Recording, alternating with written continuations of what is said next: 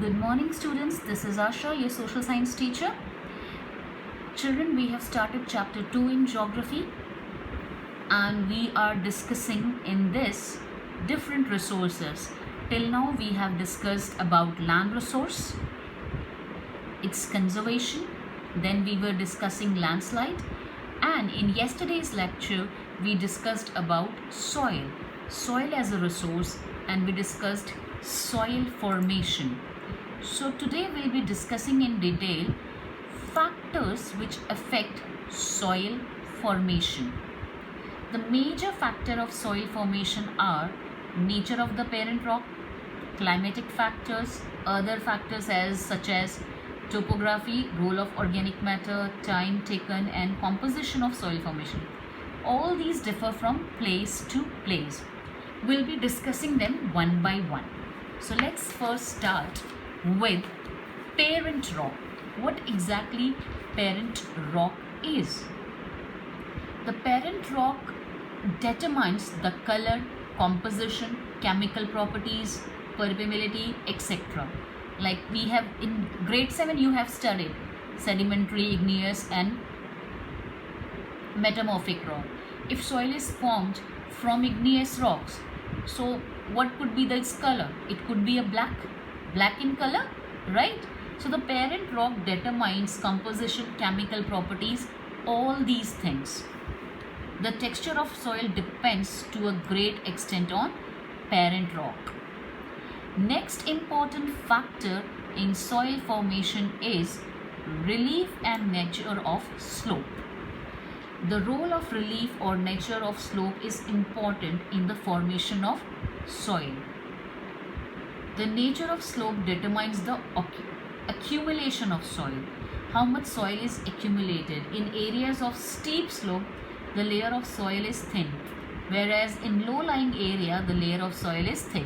Suppose if you are in mountainous region, obviously slope around the slope, soil will be moved away. Whereas if you go to low-lying area, it get deposited. So the slope also determines what kind of soil it will be formed. In mountainous region, the soil will be different, and in low-lying area, the soil will be different. Flora and fauna. It is also very important, plays important role in the soil formation. The rate of soil formation is highest in the areas having more plants and animals. So the areas where you have more plants and more animals, soil formation will be done at a great rate. And the organic matter and decay, recycle nutrients. So that particular soil will be good in humus content. Now the next topic is climate. Yes, rain and temperature are major determiners of soil formation.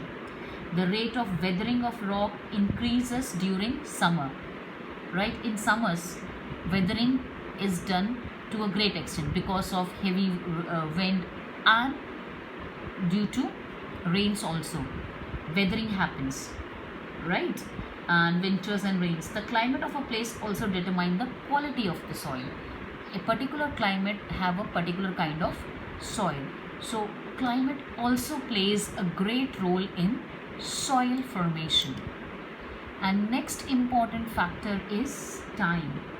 We know that soil formation is a slow and continuous process. As the time passes, the thickness of layer soil increases. And yesterday's lecture we discussed 1 centimeter of soil takes hundreds of years. So more the time, the more the thickness of the soil. It also plays an important role in soil formation. So children, these were the factors which play great role in soil formation. So now the next topic which we are going to discuss today is soil profile. So what exactly soil profile is? Soil profile is nothing but a vertical section of soil from the surface of the parent rock. Parent rock, say, a vertical section along with the soil horizon is known as soil profile. So soil, when we study soil profile, it is divided into 4 zones: horizon A, B, C and D. So the first layer is known as topsoil. It is the topmost layer with high content of organic matter, humus. It is dark in color and vital for plant growth. So the topsoil is very good and it's high in content of organic matter. The second is horizon B, which is also known as subsoil. The first portion is topsoil, second is subsoil. This layer is just below the topsoil and it consists of sand, silt and clay. It is limited amount of organic matter but rich in mineral content. So subsoil is rich in mineral content, organic matter is less. Organic matter is more in topsoil.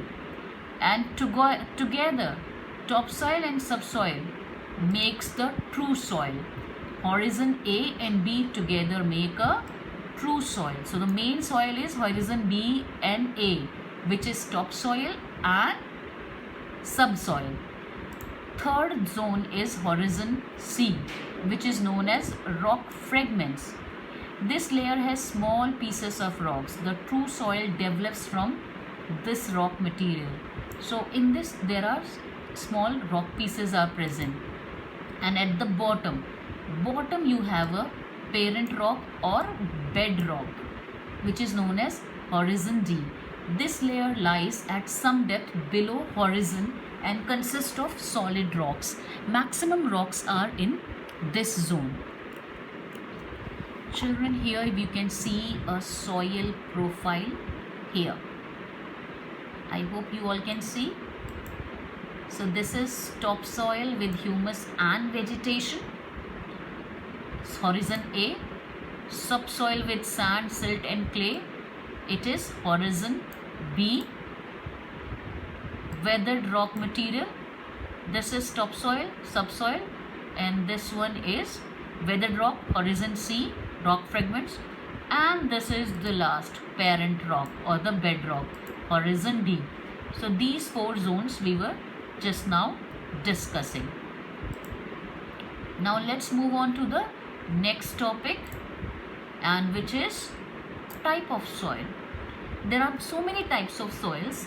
In India we mainly find 6 types of soils. So we'll briefly discuss those types. We'll not go in much in detail. The first kind of soil which we find is alluvial soil.